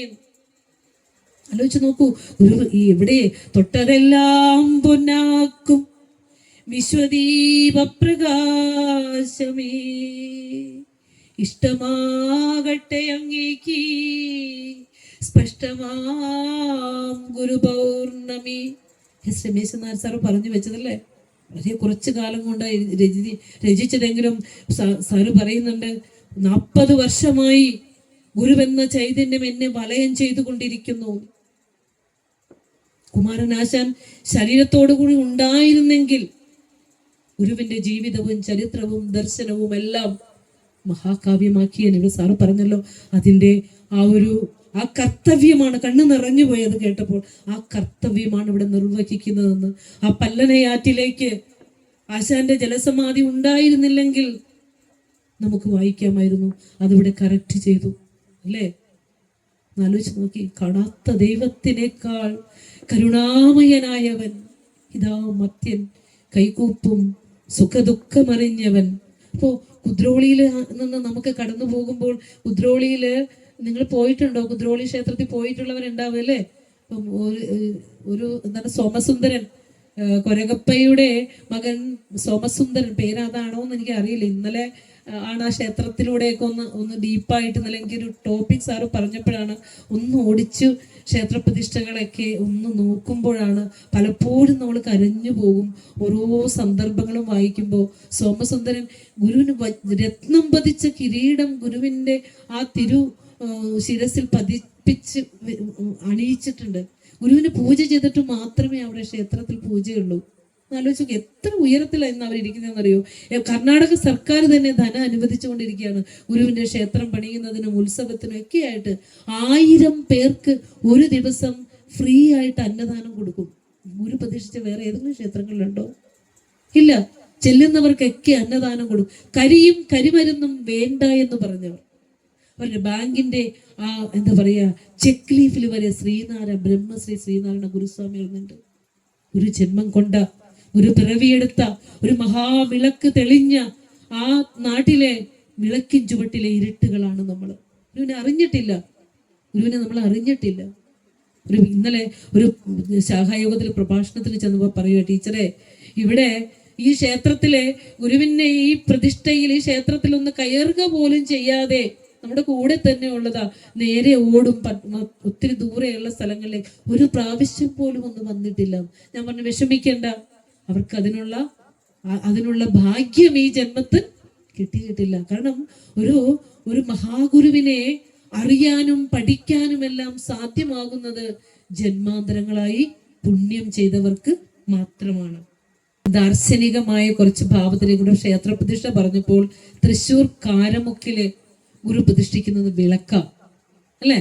വിളക്കാണ്. പട്ടിണി പാവങ്ങളും കർഷക തൊഴിലാളികളെ ഒക്കെ ആയിരുന്ന ആളുകളുടെ മുന്നിലേക്ക് അവിടുന്ന് വിളക്ക് വെച്ച് കൊടുത്തിട്ട് പറഞ്ഞു, ഇരുട്ട് മാറട്ടെ, വെളിച്ചം വരട്ടെ. അതുപോലെ തന്നെ മുരിക്കുമ്പുഴ കാളകണ്ഠേശ്വരത്ത് എത്തിയപ്പോൾ ഒരു പ്രഭ പ്രതിഷ്ഠിച്ചിട്ട് അതിന് ചുറ്റും പഞ്ചലോഹ പ്രഭ പ്രതിഷ്ഠിച്ചിട്ട് സത്യം, ധർമ്മം, ദയ, ശാന്തി. മഹാഗുരുവേ, അവിടുത്തെ പാതാരവിന്ദങ്ങളിലേക്ക് എന്താ പറയാ ശതകോടി പ്രണാമങ്ങൾ. നമ്മൾ ദൈവത്തെ ആരാധിക്കുന്നതിലൂടെ ഒരു മനുഷ്യൻ എത്തിച്ചേരേണ്ട ജീവിത മൂല്യങ്ങളാ ഗുരു എടുത്തു വെച്ചത്. മൂല്യങ്ങളെ ആരാധിക്കാൻ പറഞ്ഞ ഗുരു. ആലോചിച്ച് നോക്കൂ, സത്യം, ധർമ്മം, ദയ, ശാന്തി. ഈശ്വരനെ പ്രാർത്ഥി, അമ്മേ നാരായണ, ദേവി നാരായണ, ഓം നമഃ ശിവായ, ഓം നമോ ഭഗവതേ വാസുദേവായ എന്നൊക്കെ ചൊല്ലി നടന്നിട്ടൊക്കെ എന്തെങ്കിലും മാറ്റം വന്നോ നമ്മളിലേക്ക്? മാറ്റം വന്നില്ല. ഈ മാറ്റം എത്തേണ്ടത് സത്യമുള്ള മനുഷ്യനാവുക, ധർമാധിഷ്ഠിതമായി ജീവിക്കുക, ദയയുണ്ടാവുക, മനുഷ്യ ജീവിതത്തിൽ അനുഭവിക്കേണ്ട ശാന്തി ഉണ്ടാവുക. ഇതൊന്നും കിട്ടിയില്ലെങ്കിൽ ക്ഷേത്രത്തിൽ പോയിട്ട് എന്താ കാര്യമുള്ള അല്ലേ? ഇതാണ് ഒരു മനുഷ്യന് വേണ്ടത്. അതുപോലെ തന്നെ അനുകമ്പാദശകം നമ്മൾ നേരത്തെ പറഞ്ഞു വെച്ചു. ഗുരു പറയാണ്, അരുൾ അൻപ് അനുകമ്പ മൂന്നിനും പൊരുളൊന്നാണിതു ജീവതാരകം, അരുളുള്ളവനാണു ജീവി എന്നൊരു വിട്ടിടുക ഈ നവാക്ഷരി. 9 അക്ഷരം ചൊല്ലിക്കൊണ്ട് നടക്ക്, വേറെ ഒന്നും ചൊല്ലണ്ട, നിങ്ങൾ ഒരു നാമവും ചൊല്ലണ്ട. അരുളുള്ളവനാണു ജീവി, കൊല്ലുന്നവനില്ല ശരണ്യത. ഒരു പറയാണ്, ഹൃദയത്തിൽ അരുളും അൻപും അനുകമ്പയും ഉള്ളവനാണ് ഈ ലോക ജീവിതത്തെ തരണം ചെയ്യുന്നവൻ എന്ന് പറയുമ്പോൾ ഇന്ന് നമുക്കറിയാലോ ആത്മസഹോദരങ്ങളെ, ജന്മം നൽകിയ കുഞ്ഞിനെ കഴുത്ത് നിരച്ച് അമ്മയുടെ സ്തന്യം നുകർന്നുകൊണ്ടിരിക്കുമ്പോൾ കഴുത്ത് നിരച്ച് കൊല്ലുന്ന രീതിയിൽ നമ്മുടെ അമ്മമാരുടെ മനസ്സുകൾ ഇരുട്ടാർന്നു പോയെങ്കിൽ, ജന്മം നൽകിയ മാതാപിതാക്കളെ കൊല്ലാൻ മടിയില്ലാത്ത മക്കളുണ്ടാകുമ്പോൾ, മദ്യത്തിലും മയക്കുമരുന്നിലും പെട്ട് സ്വബുദ്ധി നഷ്ടപ്പെട്ട ഒരു തലമുറ വളർന്നു വരുമ്പോൾ, ഗുരു പറയുകയാണ്, നാമജപങ്ങളുടെ പ്രാധാന്യം പറയുന്നു. ഹൃദയത്തിൽ അരുളുണ്ടാകണം, അൻപുണ്ടാകണം എന്ന് ഗുരു നമ്മളെ പഠിപ്പിച്ചു തന്നു. 9 അക്ഷരം ചൊല്ലിക്കൊണ്ട് നടക്കാനാണ് പറയുന്നത്. സത്യവും ധർമ്മവും ദയയും വെച്ച ഗുരു ഈശ്വരൻ പ്രകാശമാണെന്ന് പറഞ്ഞു. ഇവിടെ പറഞ്ഞല്ലോ, വ്യാസന് ശേഷം വേദാന്ത സൂത്രം രചിച്ച ഗുരുവിലേക്ക് ചെറുതായിട്ടൊന്ന് പോകാം. പ്രകാശമാണ് ഈശ്വരൻ എന്ന് വെറുതെ ഗുരു പറഞ്ഞതല്ല.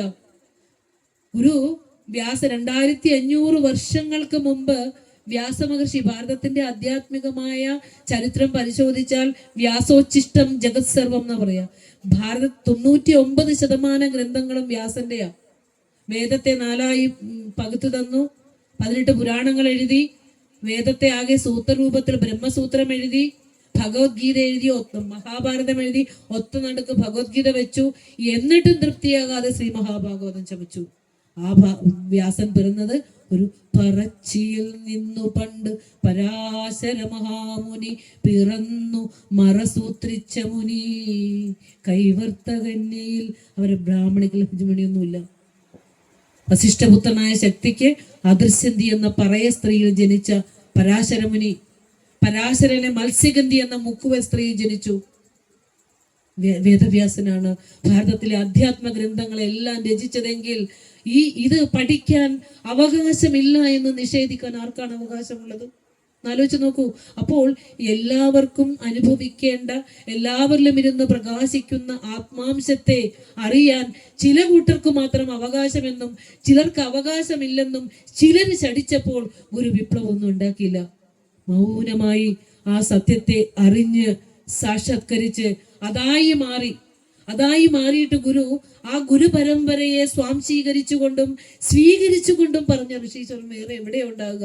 ഗുരു പറയാണ്, പകരുന്നു പരമ്പരയായി പലതും, അല്ലെ? അഖിലർക്കുമതിങ്ങനെ തന്നെ മതം, സുഖസാധ്യമിതെന്നു ശുഗാദികളും. ഒരാൾക്കും, അല്ലെ, എഴുത്തച്ഛൻ പറഞ്ഞ പോലെ ഋതുവായ പെണ്ണിനും ഇരപ്പന്ന ദാഹകന് പതി തന്നെ അഗ്നിയജനം ചെയ്ത ഭൂസുരനും ഹരിനാമ കീർത്തനം ഇത് ഒരു നാളും ആർക്കും അരുതാത്തതല്ല. ഗുരുവിന് തൊട്ട് മുമ്പ് വന്ന ഗുരുവാ എഴുത്തച്ഛൻ പറഞ്ഞത്. നിഷേധിക്കാൻ പാടില്ല. എല്ലാവരിലുമുള്ള ആത്മസ്വരൂപത്തെ സാക്ഷാത്കരിക്കാനുള്ള അവകാശം എല്ലാവർക്കും ഉണ്ടെന്നിരിക്കെ അത് നിഷേധിച്ചപ്പോൾ സ്വയം ആ സത്യത്തെ സാക്ഷാത്കരിച്ചുകൊണ്ട് നമുക്ക് പറഞ്ഞു തന്ന ഋഷീശ്വരനാണ് ഗുരു. ദൈവദശകത്തെ കുറിച്ചൊക്കെ ഇവിടെ പരാമർശിച്ചു.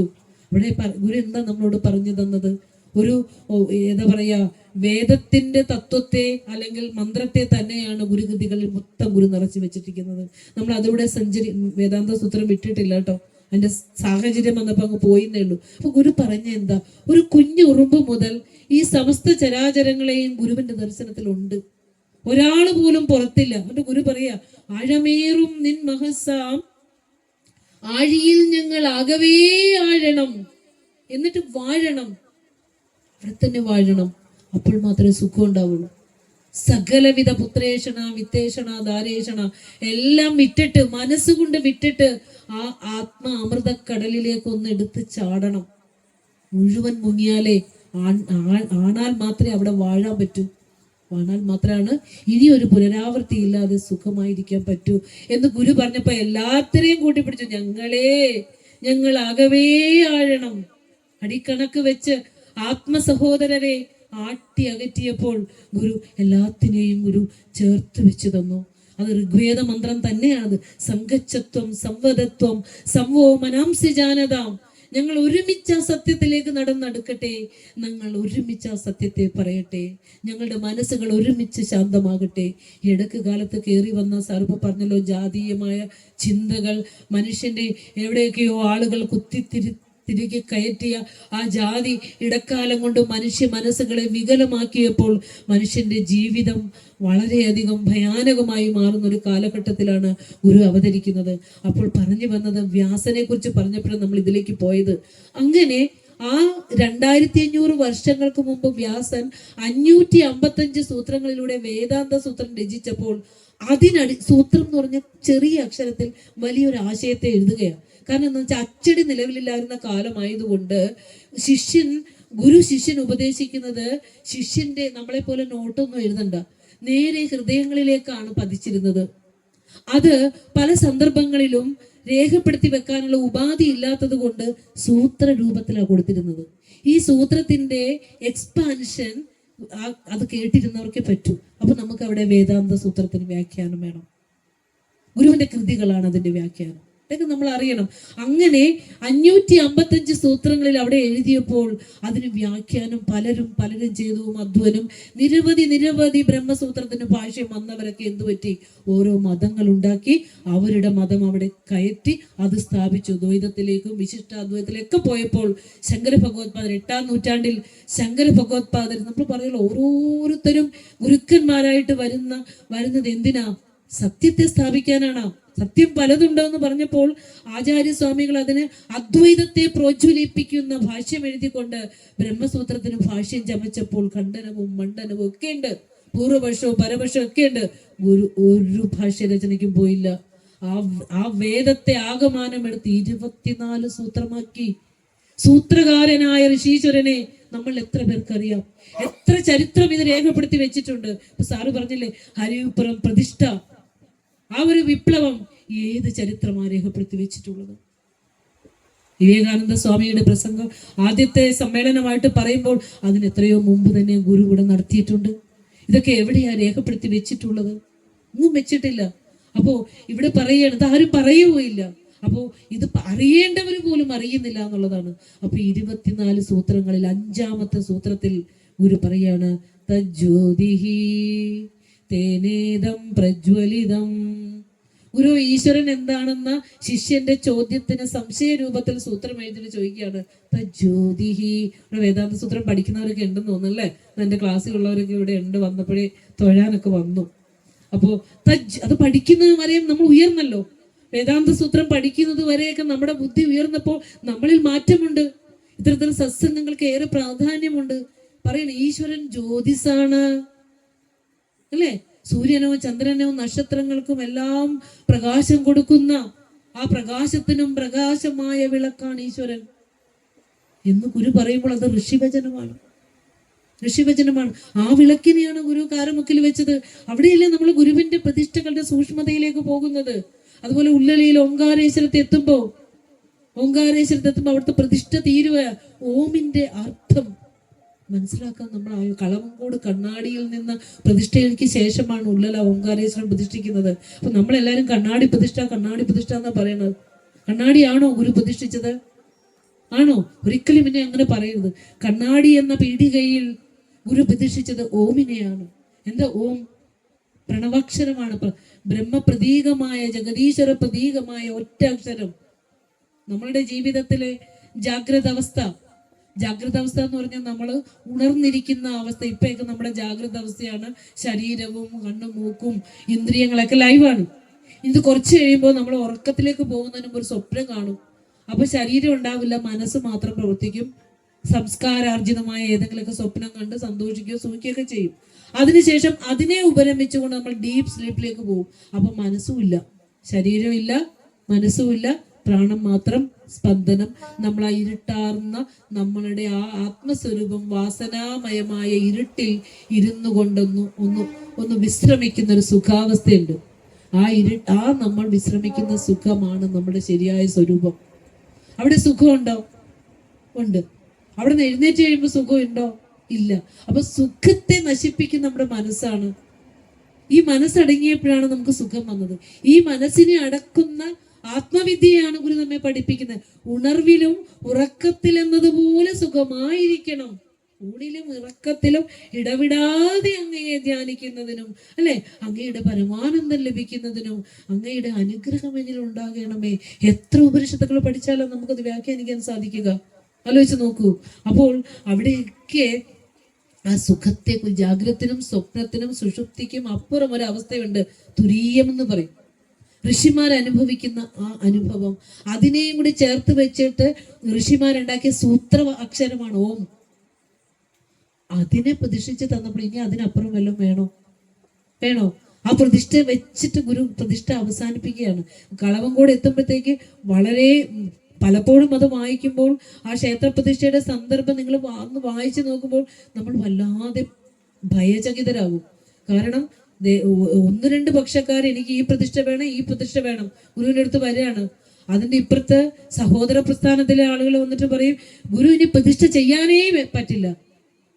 ഇപ്പുറത്ത് ശിവൻ വേണം, ഇപ്പുറത്ത് വേറെ വേണം, ഇപ്പുറത്ത് ഗുരു പ്രതിഷ്ഠ ചെയ്യാനേ പറ്റില്ല. അങ്ങനെയുള്ള സങ്കീർണതയിലെ ഗുരു പറയാണ്, നാം ഇവിടെ ഒരു കണ്ണാടി വെച്ചു കൊള്ളട്ടെ, അതിന് ആർക്കെങ്കിലും എതിരഭിപ്രായം ഉണ്ടോ? അത് 3 കൂട്ടർക്കും തയ്യാറായിരുന്നു. ഗുരു അവിടെ എന്താ ചെയ്തേ? ആ കണ്ണാടിയിലെ രസം ചുരണ്ടി അവിടെ ഓം എന്നുള്ളത് ഒമ്മായി പോയി. കാരണം ആ സാഹചര്യത്തിൽ അവിടെ നിന്ന് അത് ചെയ്തതാ. അപ്പൊ എല്ലാരും പറഞ്ഞ എന്താ, കണ്ണാടിയിൽ നമ്മളെ കാണാമല്ലോ എന്നാണ്. അവിടെ നമ്മളെ കാണുന്ന രീതിയിലല്ല കണ്ണാടി വെച്ചത്. നമ്മുടെ സ്ഥൂല ശരീരമല്ലല്ലോ നാം, ആണോ? ഇത് വെറും ജഡമല്ലേ? ആത്മാവിനെ കാണാൻ പറ്റില്ലല്ലോ. അദൃശ്യനും അദുഷ്ടനും അഗ്രാഹ്യനും അവ്യവഹാര്യനുമാണ്, കാണാൻ പറ്റില്ല. പിന്നെ എന്താ ഗുരു അവിടെ ചെയ്തത്?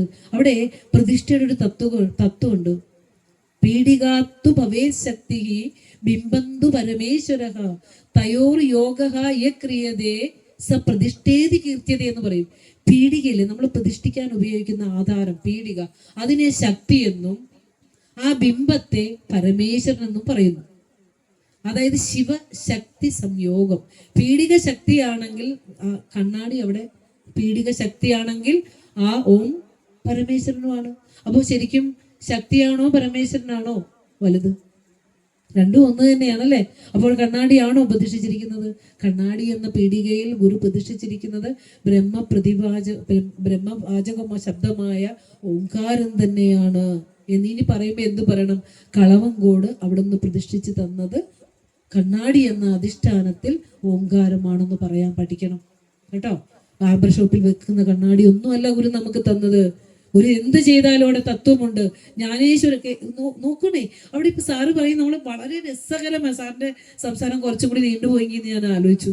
അപ്പൊ ഇവിടെ പറയാണ്, എന്നെ വഴക്ക് പറയരുത്, ഒരു മിനിറ്റ് ഞാൻ അവസാനിപ്പിച്ചോളാം. അപ്പൊ ഇവിടെ സമയം നന്നായി പാലിക്കണം എന്നൊരു നിഷ്ഠയുള്ള ആളും കൂടിയാണ് ഞാൻ. അപ്പൊ ഇവിടെ ഗുരു ചെയ്ത എന്താണെന്നറിയോ? ജ്ഞാനേശ്വരനെ പ്രതിഷ്ഠിക്കാനാണ് അവിടെ വെച്ചത്, അർദ്ധനാരീശ്വര രൂപത്തിൽ. അതിനെ സമ്മതിച്ചില്ല. അപ്പൊ ഗുരു എന്താ ചെയ്തതു? ആ ജ്ഞാനേശ്വരൻ ശിവശക്തി രൂപത്തിൽ ആ കണ്ണാടിയിൽ ഓം വെച്ചപ്പോ ആ പ്രതിഷ്ഠ തന്നെ ആയില്ലേ? ജ്ഞാനേശ്വര പ്രതിഷ്ഠ തന്നെ ആയില്ലേ? ആയി. അപ്പൊ എന്നിട്ട് ബോധാനന്ദ സ്വാമിയാണ് അവിടെ ആ ക്ഷേത്രത്തിൽ തന്നെ ആ ശ്രീകോവിലിന്റെ ഒരു കോർണറിൽ ജ്ഞാനേശ്വരനെ വെച്ചു. അതിൻ്റെ അകത്ത് തന്നെ വിഷ്ണു പ്രതിഷ്ഠയുണ്ട്, പുറത്ത് ഭദ്രകാളി പ്രതിഷ്ഠയുണ്ട്. അപ്പൊ നിത്യ ആരാധന മാത്രമാണ് കണ്ണാടി പ്രതിഷ്ഠയിലുള്ളത് അല്ലെ. ബാക്കി എല്ലാം ഉത്സവങ്ങളും ആഘോഷങ്ങളും ഒക്കെ ജ്ഞാനേശ്വര ആ രൂപത്തിൽ തന്നെയാണ്. അപ്പോൾ പറഞ്ഞു വരുന്നത്, നമ്മൾ എന്തിനാണ് ഇത്തരത്തിലുള്ള കൂടിയിരിപ്പുകളും സത്സംഗങ്ങളും ഗുരുവിന്റെ കൃതികളെല്ലാം ചർച്ച ചെയ്യുന്നത് എന്നാണെങ്കിൽ, ശരിയായ ഈശ്വരഭക്തി അറിയുക. നമ്മുടെ ഭക്തിയെ ആരും ചീറ്റ് ചെയ്യാൻ അനുവദിക്കരുത്. ഈശ്വരന്റെ പേരിൽ നമ്മളെ ആരും ചീറ്റ് ചെയ്യാൻ അനുവദിക്കരുത്. ഏത് കൃപാസനങ്ങളിൽ നിങ്ങൾ ഓടിയാലും നിങ്ങൾ ചെന്ന് കണ്ണടച്ച് വണങ്ങുന്നത് അവനവനിൽ ഇരിക്കുന്ന ആത്മചൈതന്യത്തെ ആണെന്ന് അറിയാനുള്ള വിവേകം ഗുരുവിന്റെ മക്കൾക്കുണ്ടാകണം. അതാണ് ഗുരു പറഞ്ഞത്, ഉലകരുറങ്ങി ഉണർന്ന് ചിന്ത ചെയ്യും പലതും ഇതൊക്കെയും ഉറ്റു പാർത്തു നിൽക്കും വിലമതിയാതെ വിളക്കുതിക്കയും പിൻ പൊലികയും ഇല്ലിതു കണ്ടുപോയിടണം. നമ്മളൊക്കെ ഉറങ്ങി ഉണർന്ന് ഉണ്ണാനും ഉറങ്ങാനും ഉടുക്കാനും ഒക്കെ സർവസാക്ഷിയായിട്ട് ഒരു ഈശ്വരൻ കൊളുത്തി വെച്ച വിളക്കുണ്ട് അല്ലേ? ആ വിളക്കിനോടാണ് എവിടെ പോയാലും ചോദിക്കുന്നത്. എവിടെ പോയാലും ചോദിക്കുന്നത് ആ വിളക്കിലാണ്. നമ്മൾ ജീവിതത്തിൽ ഒറ്റപ്പെട്ടു പോകുമ്പോഴും കുറ്റപ്പെടുത്തുമ്പോഴും ആരാരുമില്ലാതെ വലയുമ്പോഴും രോഗം വന്ന് വലയുമ്പോഴും നമ്മുടെയൊക്കെ കണ്ണുകൾ നിറഞ്ഞു പോകും. അപ്പോഴും നമ്മൾ അറിയണം, നമ്മളിൽ ഇരുന്നു കൊണ്ട് തന്നെ ആ ശക്തി അതിനെ മറികടക്കുകയും അതിനുള്ള പരിഹാരം നിർദ്ദേശിക്കുകയും ചെയ്യും. ഈശ്വരൻ കൊളുത്തി വെച്ച വിളക്ക് എന്നുള്ള അറിവ് നമ്മൾക്ക് കുറച്ചൊന്നുമല്ല ആശ്വാസം തരുന്നത്. ആ ഭയത്തെ ഇല്ലാതാക്കണം. അതിനെല്ലാവരിലേക്കും ആത്മജ്ഞാനം തുളുമ്പുന്ന ഭഗവാന്റെ കൃതികൾ എത്തണം. ഇവിടെ വിവേകാനന്ദ സ്വാമി പറഞ്ഞില്ലേ, കേരളത്തിൻ വിവേകാനന്ദനോ വായിച്ചു അല്ലെ? വിവേകാനന്ദ സ്വാമി എന്താ പറഞ്ഞത്? ഈ അറിവിനെ മുക്കുവന്റെ കുടിലിലേക്കും ചെരുപ്പുകുത്തിയുടെ ഭവനങ്ങളിലേക്കും വേദാധിഷ്ഠിതമായ ഈ അറിവിന്റെ മുത്തുകളെ വാരി വിതരട്ടെ, അങ്ങനെ അവർ ജ്ഞാനമുള്ളവരായി മാറട്ടെ. ഗുരുക്കന്മാർ അതാ ആഗ്രഹിച്ചത്. തുച്ഛമായ വിസർജിച്ച് കളയാവുന്ന, ഭക്ഷിച്ച് വിസർജിച്ച് കളയാവുന്ന തുച്ഛമായ വസ്തുക്കൾ ചോദിച്ചുകൊണ്ട് ഇനി ദൈവസന്നിധിയിൽ പോകരുത്. ഏറ്റവും ശ്രേഷ്ഠമായ അനിവാര്യതയെ, ആ അറിവിനെ, ആ ജ്ഞാനത്തെയാണ് ജ്ഞാനസ്വരൂപനായ ഗുരുവിനോട് തേടേണ്ടത് എന്ന് പറഞ്ഞുകൊണ്ട് എൻ്റെ ഈ വാക്കുകൾ ഗുരുവിലേക്ക് സമർപ്പിക്കുന്നു. എന്നെ ശ്രവിച്ച എല്ലാവർക്കും നന്ദി പറഞ്ഞുകൊണ്ട് എന്നെ ഈ വേദിയിലേക്ക് ക്ഷണിച്ച ശാഖായോഗത്തിനും എന്നെ ക്ഷണിച്ച പ്രിയപ്പെട്ട എൻ്റെ സുഹൃത്ത് ശുഭ ടീച്ചറിനും ഒക്കെയുള്ള നന്ദി അറിയിച്ചുകൊണ്ട് സമർപ്പിക്കുന്നു. ഗുരു ഓം തത്സത്ത്.